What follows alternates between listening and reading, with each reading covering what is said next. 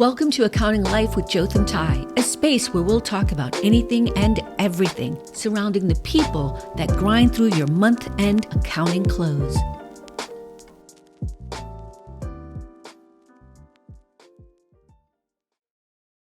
Hi everyone. Today's episode is what would have kept me in the accounting profession. Our guest today is Todd Cary, product manager at Gappify. On this episode, we're exploring new ways to keep accountants from leaving the profession, brainstorming ideas about how to revamp auditing, rethink the month-end close process, and improve workplace culture. Now, I'll hand it over to our host, Gappify CEO, Jotham Tai. Hey, Todd, thanks for joining us in today's Accounting Life podcast. How's it going? Hey, yeah, it's going well. Thanks for having me. Things are going really well. It's exciting times here at Gappify. So, I'm looking forward to talking today. Well, I know you're into some creative activities within our organization, helping customers and then prospects and really the industry. Think about accruals and automation and technology and new and exciting ways. But for today, we're going to go further into the creative side. So, obviously there's a lot of talk these days about accountants leaving the profession, and there are many reasons why people believe that's happening. I know you obviously one that left the profession itself, although you came and worked for an accounting software company. Pretty cool. A little biased here. But before we get into all that, Todd, why don't you just very, very briefly describe your trajectory and your experience starting from audit and going into industry. So I'll give you a few moments to just share that for the audience. Yeah, absolutely. So I started by going to school in college specifically for accounting, got my master's in accounting as well, and then hopped directly into the world of audit. I had the pleasure of working for a company called CLA, and from there I got to dabble in audit and tax. I primarily focus on the audit side, but I did that for 2 busy seasons, and from there I transitioned from public accounting to working for a software company called Croros as an in-house accountant. And I spent an additional 2 to 3 years there as well, where I grew a lot, managed a lot of those different components of the balance sheet. You think as an auditor, you think, hey, I have an understanding of the ins and outs of accounting, but they're really different ball games that from one side to the other. So got to do that for about 3 years, and then as you're very well aware, came over and joined the Gappify team as a product manager rather than an accountant. So that's when when was that? 2020, halfway through 2022, halfway through 2021. 21, you've been around for longer, Todd. Yeah, I switched from out of the accounting industry directly into more of a product management role. So I guess time flies when you're having fun, because it does not feel like it's been almost 2 years already. Well, thankfully, Todd, you left the accounting profession to join an accounting software company. Yep. But that is not the same experience that a lot of accountants have, because what they're doing is leaving the profession, and they're leaving it for good to do things like coding and being an engineer, developer. They're taking on new trades altogether. Maybe they're getting it. I have one friend at KPMG that went into product marketing. Actually, we have our own product marketing person at Gappify from accounting. So, I want to spend less time talking about the frustrating things about the nature of the work, but I want to spend more time solutioning and really using this time with you, Todd, to brainstorm different ideas. I know we brainstorm about products, but I want to brainstorm about how we can change this profession. So, let's start with audit. How would you, and I'm going to offer some ideas. I'll give you some time to think about this as well. How would you change the compensation in audit to make it more appealing for accountants to stay in audit? Obviously, the key one is pay a little bit more, buddy. But beyond that, like obviously stock is not like it's not the legal entity structure of a firm, right? Yeah. You don't have C corps, you have partnerships, but maybe offering even staff auditors some basis point or two from the partnership could drive interest. Do you have any ideas or thoughts along those lines?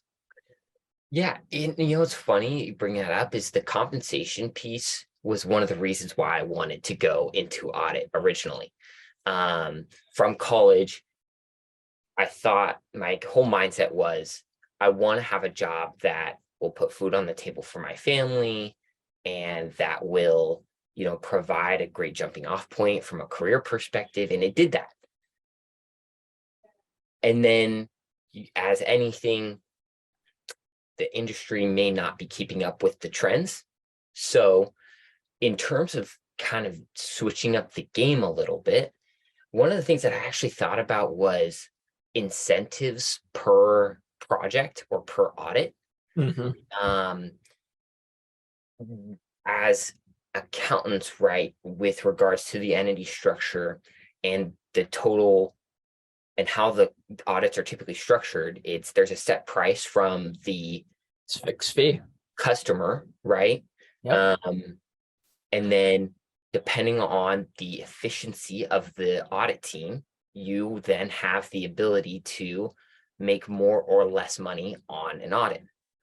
I like that idea. And sorry to jump in, but we accountants assign value in just about everywhere we go. We want to assign value to like effort to work. Yeah. In place of like a cup of coffee and its actual value. And when you're working on an audit and you're grinding it out, and you have to, right? Because of the time frame that you have to complete an audit, like that's not audit's fault that you have to do a 10K audit in like less than a week or two's time. It's just the nature of the beast. But if you have an incentive for that audit to do well, and it's more directly tied to the project, I can see getting excited about that. Is that like what you were thinking?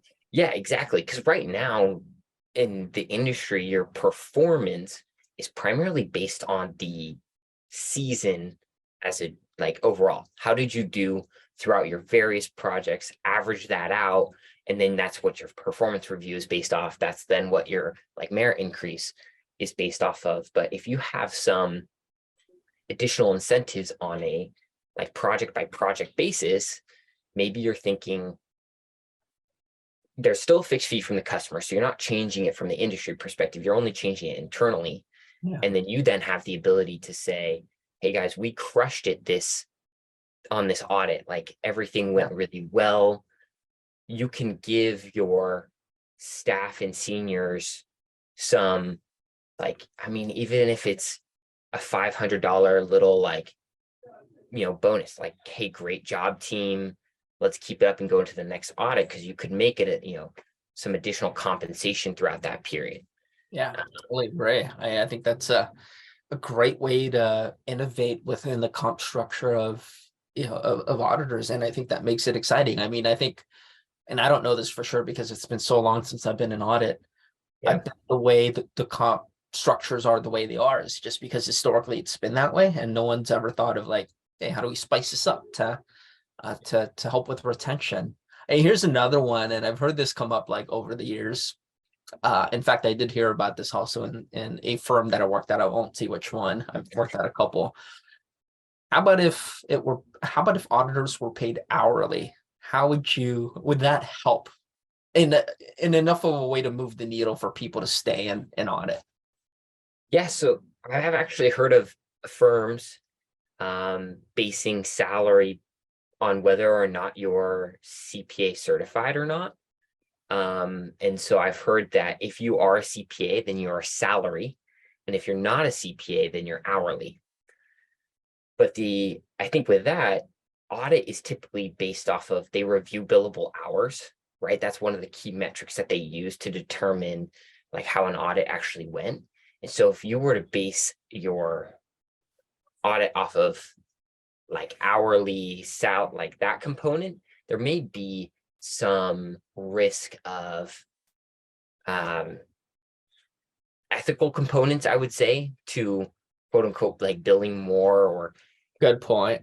You Yeah. know, and that's why I maybe think it's project based is, hey, we have these hours that you spent on this project. Let's compare that to what we budgeted and see how it stacks up. Yeah, so like a fixed fee for the staff auditor based on project and based on a certain accomplishment and objective metrics. Yeah. Yeah, I mean that's definitely different. And for the audience, and yeah, we'll also talk on the industry side. For those that are listening, I mean, gosh, if you're a leader in a public accounting practice, there's just got to be more that can be done. I mean, one thing's for certain is that the way it's going right now, it's not a surprise that the profession is going in the direction that it is. We just need a change, and part of that is the comp structure. Part of that is technology, and a lot of things that you and I work on, Todd. But it's multifaceted, and I think change is really the constant theme on how to fix this. I want to switch gears now. Let's talk about industry, and I know that was your latest experience before Gappify. So let me just throw out some ideas, and I'll preface the first idea with something I hear all the freaking time, which is accountants getting frustrated with industry and working in corporate accounting because their life feels just like one loop of close to another, right? And it just feels like a Groundhog Day, and it keeps happening and happening and happening.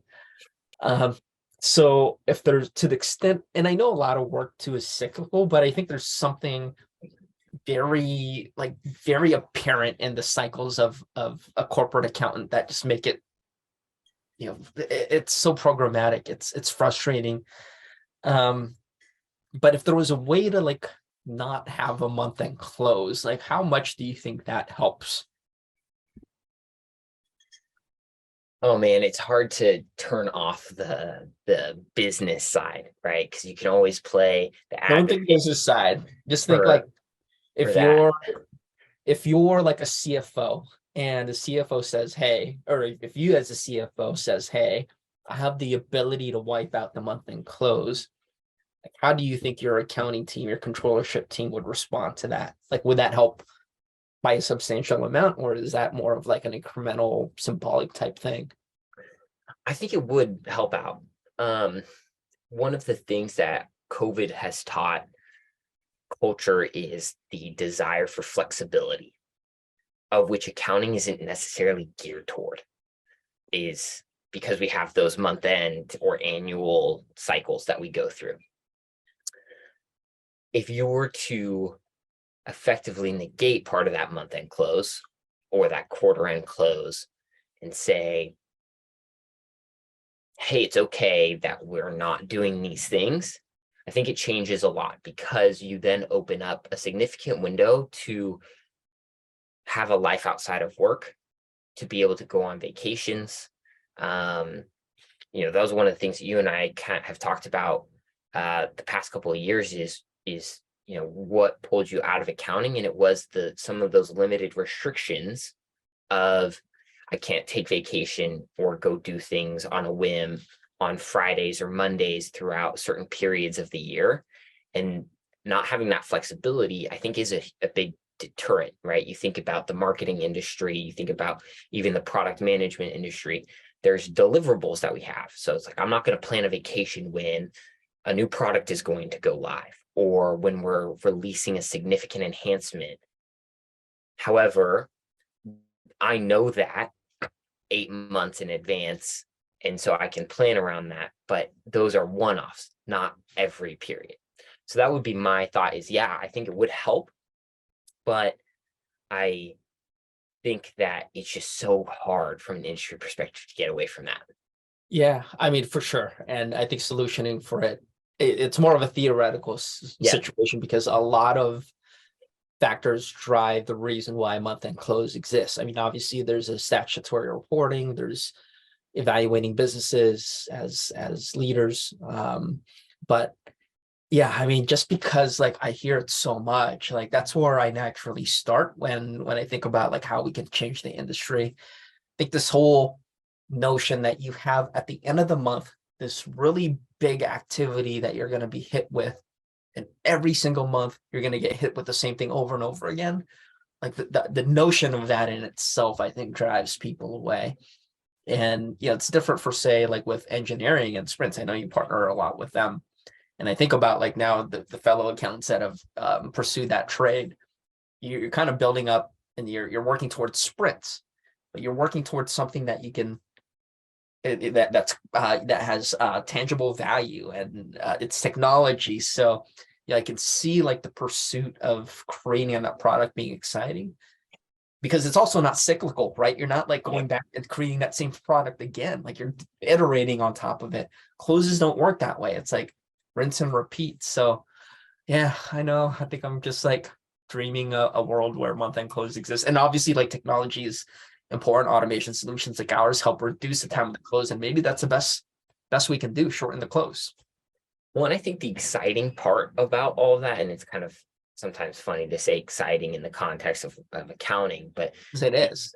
The exciting part of the month-end close cycle is, what can I do better? What can I improve on? What can I automate? So that you're constantly striving to a point where your 10 to 15 day close is 3 to 5, right? Now it's an incredible benchmark to try to achieve, but that's where the selling point for accountants is, there's a lot of process oriented people out there who love organization, who love introducing automation. And so even though it's still that cyclical cycle, the excitement is, how can I compete with myself to do better than I did last period? Well, I think that's the key there, Todd. Like, I want to focus on that, because if there's one takeaway, I think, from this call, it's that point that you just made, and I'll expand upon it too.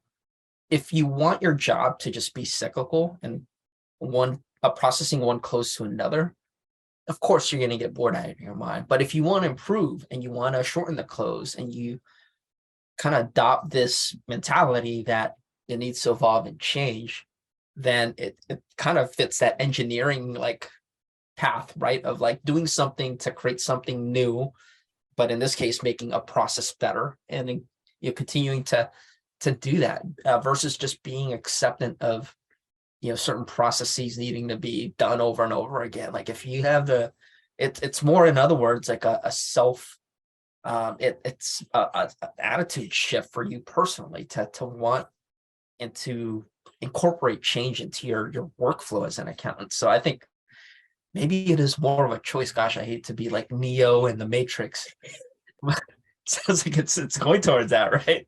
Yeah. And I also think it's like a top-down approach. You hear about that all the time in accounting. Is, do we have a leadership, CAOs, CFOs, who want to push the envelope to then allow those staff and senior accountants, the ones who are going to be formulating the industry going forward, are they given the backing to say, backing, timing, resources, whatever it might be, to push that envelope and say, hey, let's make the close, like in the books, let's let them close themselves, right? And introduce automation. I mean, from a big picture perspective, it provides value both to the accountant, it keeps them engaged in their job, and so it keeps them engaged in the industry. And then as well as it also promotes better reporting, could report like, more efficient audits, right? But accountants naturally are, I hate to say this, but the accounting department is normally the last department to get allocated budget resources, because it is a quote unquote non-critical component of the business, because it doesn't drive revenue. Right. Yeah, I would. And of course, we all push back at that notion, because regulatory reporting is critical. But you're right. I mean, the historical mindset has been, if it's not revenue generating, it's not like high priority, which is just categorically false. But you did mention like top down, as any good accountant would. And I think curbing that starts with the culture at the top. And, there's also like part of it too, that there's a culture within accounting where we're so like disciplined, and Okay, maybe I'm being biased. I think we're so loyal to our close that I think we also have a culture that, we shouldn't take time to go to a conference because it's month-end close and learn new things. And I think it goes both ways, right? You have to have like a management team that promotes like learning and growth. Like, how can you and I know about the new technologies out there if we're not getting ourselves out there and just plugging away at our close? So, and also just like the process of learning, I think that's what keeps people and growth and learning, and that's what drives engagement, not like doing the same thing over and over again. Mm-hmm. It is interesting, and I don't know if you experience this, like at least throughout the organizations that I've been a part of, there haven't been that many that have emphasized like, go ahead and go to that Sweet World conference. Usually it's like no time, I'm so busy, I've got so many reconciliations to do, I can't make the time for it. And has that been your experience, or do you have pretty good pushes? I feel very blessed. I've had great mentors in both audit and in public and private accounting that promoted learning and growth and understanding, and like any good boss, they were, hey, find a need, support the need with relevant actions for you, and make a case. And if we deem it as a fit, then there shouldn't be any issues. And so I was very blessed to have that support from my own career path. I know that a lot of people don't. And so, from an accounting perspective, many of my friends went into procurement. A lot of my friends went into the finance side because it was more business driven. And they felt siloed off doing the same thing that you were just talking about month over month in that cycle, but then working hard hours because they could not improve the process. And so instead of wanting to spend their time learning more and challenging themselves when they weren't in month end close, they were trying to recoup, like emotionally, mentally, physically, because they were working 10 to 12 hour days for 2 weeks straight, and they needed a break. And so the last thing they want to do is think about accounting. And that's the hard part, is how do you keep accountants engaged, right? Because with any job, you said it, there's a point where it comes time to, get the work done, right? But how do you keep accountants engaged when there's not that critical timing and that, finish line that they have to cross? And so that's where I think there's an element of, hey, have some idea of where you want to go and be communicating that along the way, and understand whether or not your manager has the same mindset for you, wants to have that mindset for you. Well, the good news in that, and as we wrap things up, I think what we've centered on in this call is like a lot of themes around growth and development, right? It's really about like understanding, to your last point, like what your path is like, and just getting the mentorship and the supporting resources to help drive that. Because otherwise, if you're not growing, you're just stuck in that same loop and cycle. And I think that's why people get frustrated. But there is no shortage of like different ideas and like pathways and like within accounting that should be able to keep you in the profession if you pursue it. But I think a lot of times it's not the environment that we are used to seeing. So hopefully that all changes. Todd, definitely appreciate you taking the time to share your perspectives there. And I think we should do another save the corporate CPA profession chat sometime soon. I think there's always a lot to talk about. So thanks for joining us today. Yeah, absolutely. Thanks for having me, Joseph. All right. Take care. All right. Bye. Thanks for stopping by. We hope you've enjoyed this episode. If you want more information, please check us out at Gappify.com, and we'll see you next time. Bye, everyone.